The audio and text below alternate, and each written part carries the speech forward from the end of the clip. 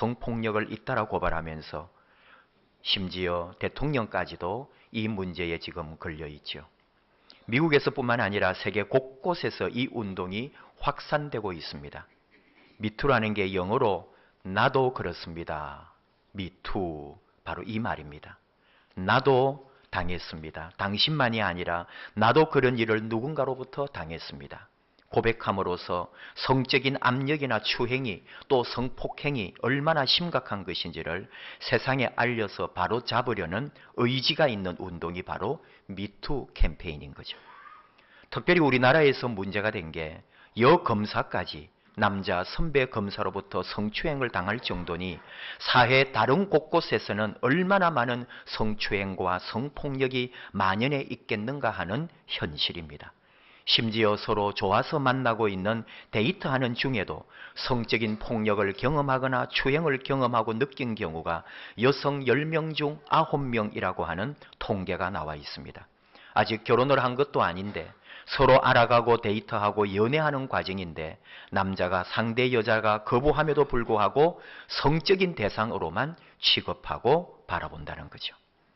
이번에 창원지검 통영지청 소속 서지영 검사가 8년 전 자신이 법무부 간부로부터 성추행 당한 사실을 밝혔습니다. 그리고 그 가해자는 법무부 검찰국장까지 역임한 현 안태근 변호사라고 밝혔습니다.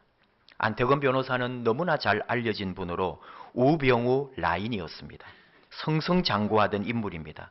근데 국정농단 사건 수사팀 간부들에게 50에서 100만 원씩 돈봉투 나누어준 일명 돈봉투 만찬 사건으로 물의를 일으키고 대구 고검 차장검사로 자천됐다가 면직 처분된 사람이었죠. 근데 서지영 검사는 왜 8년이나 지난 지금 안태근 변호사를 성추행 가해자라고 밝히고 나서게 되었느냐 하는 이유죠. 안태근 변호사가 최근 종교의 귀의에 회개하고 구원을 받았다고 간증하고 다닌다는 소식을 듣고 이건 아니다 싶어 폭로하게 됐다는 겁니다. 알아보니까 안태근 변호사가 온누리교회에서 신앙생활을 시작했고 세례교육을 받고 세례도 받았습니다. 온누리교회는 세례를 받기 전에 세례받을 사람 그 수십 명 중에서 한 명을 뽑아 5분 간증을 먼저 하게 합니다. 그리고 그날 세례식이 거행되는 거죠. 그래서 그날 세례를 받기 전 안태근 변호사가 대표로 간증을 하게 되었고 세례식을 했습니다. 그 간증 내용이 숨겨놓은 것도 아니고 교회 방송으로 유튜브로 많은 곳에 영상으로 다 공개가 되어 있었던 거죠. 이것을 서지영 검사가 이번에 보게 된 겁니다. 내용인즉 지금까지 공직자로 정직하게 살아왔는데 돈 봉투라는 말은 안 했지만 억울한 일로 공직에서 물러나게 된 것, 이 억울함을 모든 것을 신앙 안에서 극복했다. 그리고 8년 전 성추행 부분에 대해서는 말 한마디 하지 않고 나 같은 사람이 예수 믿게 된 것이 너무 감사하고 하나님께서 자신을 구해준 것, 구원한 것에 대하여 감격하면서 울먹이며 간증을 했습니다. 이것을 본 서지영 검사의 마음이 어떠했을까요? 서지영 검사는 8년 동안 내가 그 자리에 가지 않았더라면 그런 일을 당하지 않았을 거 아닌가? 내가 처신을 잘못했나? 내가 빌미를 제공했는가? 끝없는 자책과 자신의 잘못인가 하여 고통스러운 시간을 보냈다는 거죠. 그래서 면담도 신청하고 법무부 장관에게 이메일로 호소도 했습니다. 그러나 어느 누구도 진심으로 도와주는 이 하나도 없었고 더 좋은 곳, 더 좋은 자리로 승진해야 함에도 불구하고 보복성 인사로 지방의 남도 저 끝, 완전히 남해안 통영에 좌천까지 당해야 했습니다. 이 이야기를 들을 때 우리 모두는 아마 영화 밀양이 생각났을 겁니다. 아들을 유괴하여 죽인 범인을 용서하려고 면회를 갔습니다. 나름대로 기도하고 어렵게 결단하고 찾아갔는데 그 교도소에 있던 범인이 복역 중에 하나님을 만났다는 거 아닙니까? 그리고 하나님께서 자신의 모든 죄를 용서해 주셨다면서 그는 감옥에서 자유롭게 되었다면서 자기를 찾아온 가해자에게 그렇게 고백을 했습니다. 이 피해자 엄마에게. 그 순간 아들이 죽었는데 이 피해 엄마가 저 사람으로부터 받은 그 감정과 상처가 어떠했는지 여러분 이것은 말로 표현할 수가 없는 거죠. 한 사람의 회개가 한 사람에게는 더 큰 상처가 되었습니다. 이번 서지영 검사 폭로와 안태근 변호사의 간증을 어떻게 이해해야 할까요? 안태근 변호사의 간증에 신앙의 순수함이 없을까요? 그의 눈물에는 진심이 없을까요? 그의 울먹거림이 진실이 아니라 악의 눈물이었을까요? 그러지 않을 겁니다. 그럼에도 불구하고 우리는 많은 생각을 하지 않을 수가 없는 거죠. 신앙인의 생각은 더 넓어야 되고 또 신앙인의 마음은 더 깊어야 한다는 것을 우리는 또 배우게 됩니다. 우리의 약점은 너무 좁은 것만 바라보고 내 주변밖에 모른다는 것에 있는 거죠. 큰 것을 보지 못합니다. 통을 보지 못합니다. 전체를 아우르지 못합니다. 안타까울 때가 많습니다. 신과 함께라는 영화를 봤습니다. 인터넷 만화로 먼저 히트를 쳤고 이것이 영화화되어서 지금 1,400만 명이 봤습니다. 여러분 1,500만 명을 향하여 가고 있는데 이런 영화는 우리가 한 번쯤 봐주지 않으면 이 시대를 읽지 못하는 그리스도인이 되는 거예요. 비록 종교적 색채가 다르고 또 불교에 좀 더 가깝고 그렇다고 불교라고 할 수도 없고 하나의 만화였고 이제 영화가 된 건데 그래서 우리 예수 믿는 사람들은 영화를 보면서 갈등도 많이 합니다. 신앙과 뭔가 맞지 않아서 영화를 보는 내내 불편함을 느끼기도 합니다. 그리고 영화를 보고 나서도 참 그리스도인으로서 예수 믿는 사람으로서 좀 이해가 되지 않고 어려움이 많았다는 그런 블로그나 영화평이 많이 있습니다. 그런데 이 영화를 보고 우리가 개종을 하는 것도 아니고요. 우리는 그 메시지를 보는 거예요. 이 영화가 우리에게 말해주고 가르쳐주고 있는 것을 발견하는 거죠. 영화에 나오는 내용 중에 눈에 띄는 게 뭐냐 하면은 우리의 모든 삶은 우리가 걸어가는 삶, 우리 인생 모든 것은 하늘나라에 기록이 되어 있다는 겁니다. 살아온 나의 모든 죄가 남아 있습니다. 물론 잘한 일들도 다 기록이 되어 있겠죠. 의인인 줄 알았던 사람도 삶을 파고 들어가 보니까 그 어린 시절, 10대 시절부터 해결할 수 없는, 용서받을 수 없는 많은 죄를 지었다는 사실을 다시 보게 되었습니다. 또 하나 재미있는 것은 지상에서 용서받고 해결한 죄는 저승에서도 묻지 않는다는 거죠. 사람 사이에 용서하고 용서받은 일은 더 이상 하늘나라에서도 상관하지 않겠다는 그런 이야기를 합니다. 다시 말하면 우리가 이 땅에서 어떻게 살아야 할지, 사람과 사람 사이에 어떤 일을 만들어내고 이루어야 할지를 우리에게 선명하게 가르쳐주는 거죠. 물론 이런 내용이 성경적으로나 신학적으로 문제가 없느냐 할 때에 문제가 많이 있습니다. 우리 성경과 기독교 신앙과 맞지 않는 부분이 많이 있습니다. 또 여기에 나오는 내용들 중에 어떤 게 있냐면은 이 땅에 수많은 사람들이 잘못하고 죄를 저지른다는 거죠. 그러나 그 중에 일부는 용기를 내어서 진심 어린 사과를 하고 또 그 중에 극소수가 진심으로 용서를 하게 됩니다. 그런 사람에 대하여는 하늘에서도 더 이상 죄를 묻지 않는다는 거죠. 자, 이런 영화를 보면서 어떤 생각을 하느냐? 이 세상에 죄를 짓지 않는 사람은 없습니다. 그리고 그 죄값은 하늘나라에 가면은 반드시 그 죄값을 치르게 된다는 거죠. 우리 그리스도인이 어떠해야 하는가 하는 이야기입니다. 우리가 하나님에 대하여, 믿음에 대하여 어떤 신앙의 태도를 가지고 또 이 세상을 살면서 어떤 판단과 기준을 가지고 살아야 할 것인가 하는 생각을 영화를 통해 하게 된다는 거죠. 그것은 불교의 이야기니까 좀 다르게 하더라도 우리는 그리스도교 안에서 우리도 알고 있습니다. 우리의 모든 삶은 하늘나라 생명책에 기록이 되어 있다고요. 우리의 삶의 모든 족적이 다 남아있고 우리의 죄악은 하나도 남김없이 하나님 앞에서 심판받아야 할 것임을 우리는 알고 있습니다. 그럼에도 불구하고 오늘 우리는 이 땅에서 하나님의 눈을 피하고 사람의 눈을 피하여 죄를 지을 때가 얼마나 많이 있습니까? 우리의 죄를 어떻게 용서받을 수 있고 또는 누군가 나에게 지은 죄를 우리는 용서할 수 있는가요? 아니면 내가 지은 죄를 용서받을 수 있는가요? 오늘 하나님께서 사도 바울을 통해 골로새 교회에 말씀하고 계십니다. 13절 14절 누가 누구에게 불만이 있거든 서로 용납하여 피차 용서하되 주께서 너희를 용서하신 것 같이 너희도 그리하고 이 모든 것 위에 사랑을 더하라. 오늘 말씀이 꼭 용서와 사랑에 대해서 말씀하는 건 아니지만 우리는 이 주제를 가지고 잠깐 하나님께서 우리에게 주시는 말씀을 들으려고 합니다. 특별히 오늘 말씀에서 피차 용서하되 이렇게 말씀합니다. 아니, 잘못은 저 사람이 했는데요. 저 사람이 내게 용서를 구해야지 나까지 용서를 구해야 되고 용서해야 합니까? 이 얼마나 불합리한 이야기입니까? 죄는 저 사람이 지었는데 내가 용서해야 하나요? 그러나 오늘 사도는 우리에게 그렇게 가르칩니다. 왜 그랬을까요?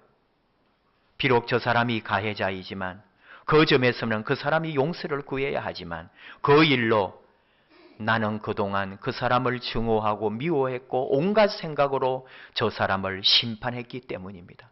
그래서 내 안에도 생각지도 않은 내 잘못인지도 모를 죄들이 내 안에 쌓여 있기 때문인 거죠. 신과 함께 영화에 나오는 극적인 장면이 하나 있습니다. 위인이라고 의인이라고 그렇게 하늘나라에 갔는데 지은 죄가 자꾸 나오는 거죠. 특별히 아버지 없이 농아인 엄마를 모시고 살았어요. 13살 때 또 동생이 또 있고 아들 둘인데 이 형이 엄마를 죽이고 싶은 거예요. 무능합니다. 못 삽니다. 가난합니다. 벙어리 엄마 부끄럽습니다. 그 어린 13살 마음에 어머니가 자고 있는데 베개로 덮어서 엄마를 죽이려고 시도를 했어요. 그래서 동생이 그걸 보고 형을 붙잡고 그렇게 하지 말라고 울면서 끌어당기고 둘이서 싸우고 형이 동생을 정말 짐승을 패듯이 때리죠. 동생은 피투성이가 됩니다. 그런데도 엄마는 몰라요. 왜? 소리가 들리지 않으니까. 그냥 잠만 자고 있는 거죠. 아들이 자기를 죽일 줄도 모르고. 아침에 되었습니다. 이 형은 그 죄의식 때문에 집을 뛰쳐나가잖아요. 그리고는 10수년 동안 집에 들어오지 않습니다. 그러나 떠나서도 늘 집 가까이 와서 엄마의 뒷모습을 보고 가고 동생이 사는 걸 보고 가고 그리고 지금은 소방서가 되어서 계속 집에 엄마에게 편지를 보내고 돈을 보내준 그런 아들이었던 거죠. 근데 그 엄마를 죽이려고 시도했던 죄를 하늘나라에서 용서를 받습니다. 왜냐하면은 어머니가 그 모든 사실을 알았기 때문입니다. 어머니는 아들이 나를 죽이려고 하는 것을 다 알고 있습니다. 그러나 죽이려면 나를 죽여라 하고 눈을 감고 뜨지 않고 자는 척하면서 그 아들이 베개로 자신을 눌러 죽이기까지 기다렸던 거죠. 이게 엄마의 용서 아닙니까? 엄마의 사랑 아닙니까? 엄마가 이미 용서했기 때문에 하늘에서도 그 죄를 용서해 주었습니다. 피차 용서하는 것은 이런 것입니다. 나는 아무 잘못이 없어도 나는 아무런 지은 죄가 없어도 오직 가해자가 저 사람이고 저 사람이 나를 해코지했고 저 사람이 나를 상하게 했고 저 사람이 내 일평생에 씻을 수 없는 죄를 지었지만 나는 용서하는 거죠. 오늘 세상에 수많은 사람들이 전직 대통령을 비롯하여 수많은 죄 지은 사람들을 정죄합니다. 안태근을 정죄합니다. 내게 상처 준 사람을 정죄합니다. 그런데 하나님은 말씀하시는 거예요. 피차 용서하라. 이게 뭡니까? 우리가 받아들일 수 없는 그리스도교를 아무리 내가 믿고 있지만 내 인간적 생각으로는 도무지 받아들일 수 없는 일을 하나님은 말씀하고 계신 거예요. 왜? 주께서 너희를 용서하신 것 같이 하라. 이것 때문에. 주님이 나를 용서해 주셨기 때문에 이것 때문에 우리는 누군가를 용서해야 한다는 사실입니다. 오늘 12절에 사랑받는 자처럼 하면서 긍휼, 자비, 겸손, 온유, 오래 참음 이 이야기를 합니다. 이것이 다 사랑과 인내가 다 담겨 있는 말이죠. 이것이 있어야 내 안에 용납이 일어나고 용서가 일어납니다. 용납은 좀 수동적인 거예요. 용납은 좀 피동적인 거고 소극적인 거거든요. 그냥 내 안에서 하는 거고, 용서는 능동적이고 적극적이고 힘있게 하는 거예요. 이 두 가지가 내 안에서 다 일어나야 된다는 거죠. 용납해주고 용서해주는 거. 주님이 너희를 용서하신 것 같이 해라. 왜냐하면 우리는 언제나 주님을 배반하기 때문에, 우리는 언제나 주님 앞에서는 말할 수 없는 죄인들이기 때문에, 그분은 우리를 위하여 희생제물이 되고 그분이 우리의 죄를 위하여 죽으셨기 때문에, 우리는 이 세상에서 내게 악을 행한 그 누구도 용서해 줄 수밖에 없는 주님에게 빚진 자들이기 때문에 피차 용서하라고 가르쳐 주십니다. 주님보다 우리에게 더 정죄할 사람이 어디 있을까요? 주님보다 우리에게 더 손가락질 사람이 어디 있을까요? 그러나 주님은 우리에게 그렇게 하지 않았습니다. 주님이 우리를 용서하셨기 때문에 우리도 내게 상처 준 일을 용서하는 거죠. 영화가 하나 더 있습니다. 1987. 박종철 고문치사 사건 이후로 이한열 열사의 죽음에 이르는 과정을 영화화한 거죠. 1980년대 그 어느 시절보다도 치열했던 민주화 운동, 대학가의 데모가 끊임없이 일어났던 시절, 제가 바로 80년대 대학을 다닌 사람입니다. 지방이라 서울의 느낌을 다 받지는 못해도 우리 대학도 얼마나 많이 데모하고 많은 어려움과 친구들 구속되고 많은 어려움들 고통당하는 걸 보았습니다. 1987 영화 보셨나요? 마지막 엔딩 장면에, 영화 마지막에 이한열 열사의 추모식 때, 그 발인할 때에 고 문익환 목사님이 추도사를 합니다. 적극적이었지만 그 십수년 동안 민주화 운동으로 목숨을 잃었던 수많은 사람들의 이름을 절규하며 부를 때, 그 수많은 고통받으며 죽어갔던 사람들의 이름을 불러줄 때 같이 나왔던 노래가 그날이 오면 이라는 노래입니다.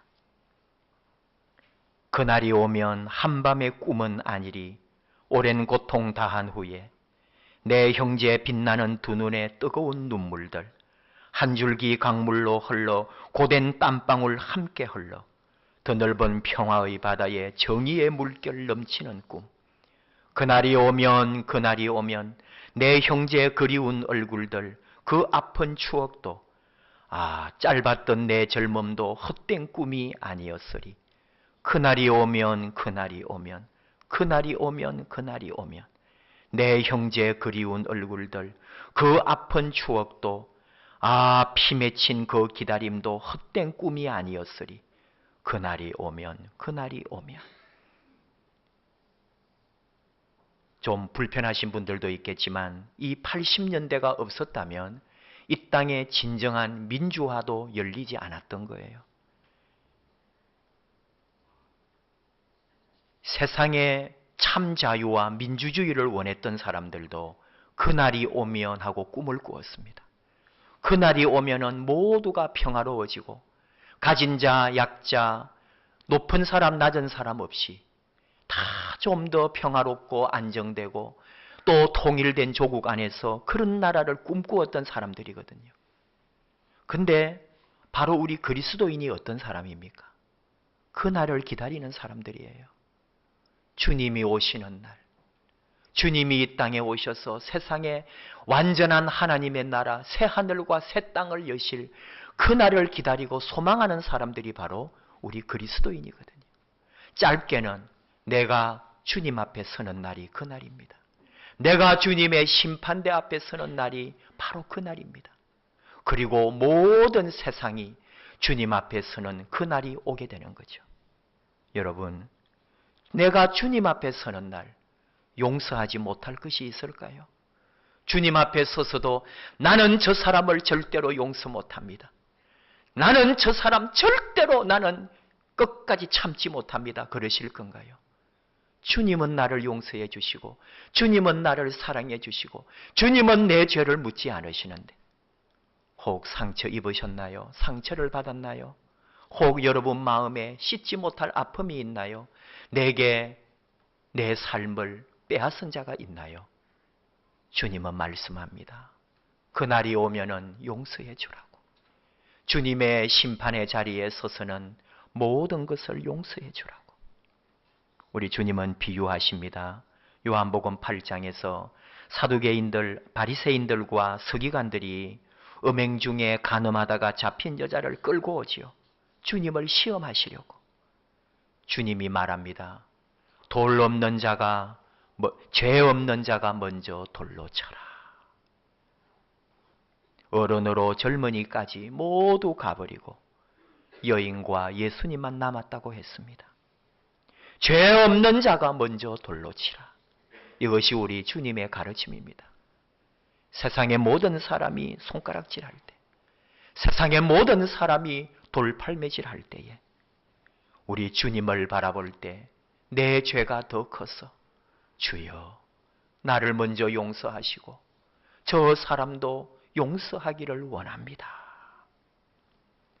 우리 그리스도인의 영성, 우리 그리스도인의 마음, 우리는 주님에게 빚진 자들이기에 세상 모든 사람이 비난할 때 우리는 돌아서서 중보하며 기도할 수 있는 그 영성, 이것이 바로 세상을 살리고 느리지만 십자가의 길이고 더디 이루어지는 것 같지만 그날이 되면 하나님 나라가 이루어질 것입니다.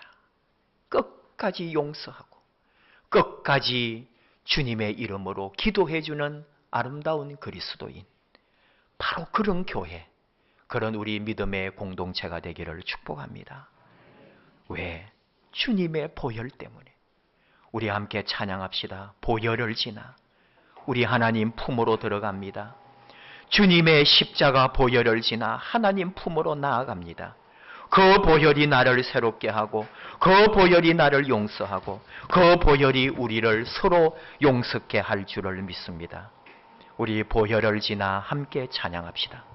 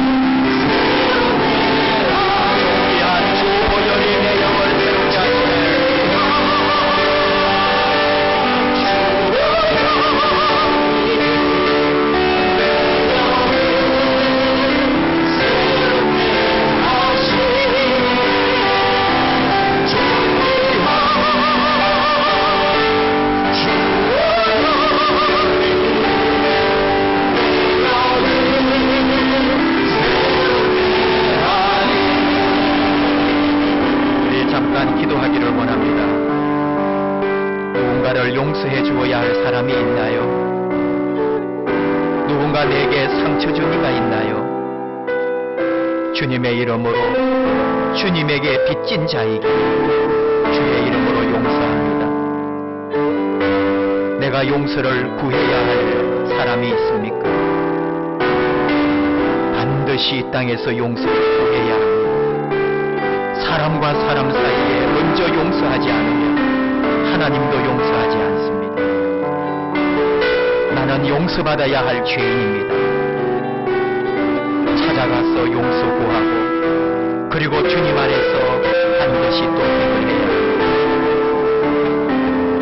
더 나아가서 우리는 피차 용서하는 자 되기 원합니다. 피차 용서받기 원합니다. 그리고 사랑으로 하나 되기 원합니다. 주님의 보혈 때문에 아무런 죄 없이 나를 위하여 죽으신 주님의 피 때문에 우리는 기도하며 용서 구하고 용서하고 아름다운 용서의 공동체 사랑으로 하나 되는 그 은혜를 누려야 될 그리스도인들입니다. 주여 주님의 피로 우리를 깨끗게 하시고 주님의 핏값 때문에 서로 용서하는 아름다운 그리스도인 되게 하여 주시옵소서. 주의 보혈 가운데 함께 주 앞으로 우리 하나님께로 나아가기 원하며 함께 용서하고 용서받는 자 되게 해달라고 우리 함께 기도하겠습니다.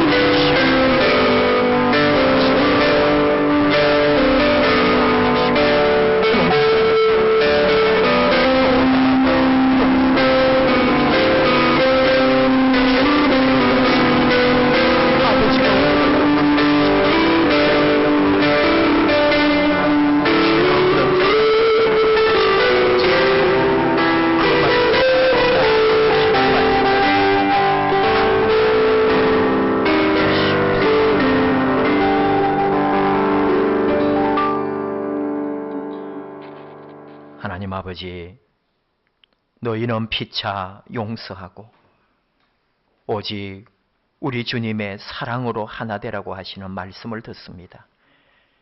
세상의 모든 사람이 정죄하고 세상의 모든 사람들이 돌을 던질 때도 예수님의 보혈 때문에 내 죄를 먼저 기억하는 저희들 되게 해 주시옵소서. 이 세상에 용서하지 못할 죄가 어디 있으며 용서받지 못할 죄도 어디 있겠습니까? 주님의 핏값으로 용서받은 우리들은 서로를 용납하고 용서하면서 주님에게 빚진 마음으로 도리어 위하여 기도해 줄 수 있는 아름다운 믿음과 영성을 가지고 살아가기 원합니다. 오늘도 우리 안에는 상처받은 영혼이 있습니다. 내 안에 다 말로 할 수 없는 아픔을 간직한 이도 있습니다. 주님의 피가 그 속에 가셔서 위로해 주시고 주님의 피로 모든 것 깨끗게 해주시고 용서하게 하시고 용서받는 저희들 되게 하여 주시옵소서. 우리 교회가 세상을 바라볼 때 이 세상에 편성하여 함께 손가락질하는 자가 아니라 교회 안에도 얼마나 많은 죄가 있으며 목회자로부터 모든 성도에 이르기까지 자신의 죄를 통해 자복하고 회개하는 기회로 삼고 하나님 앞에 주님의 보혈 가운데 한 걸음씩 나아가는 우리 교회와 우리 모든 성도들, 주의 종들이 되게 하여 주시옵소서. 예수님 이름으로 기도하옵나이다. 아멘.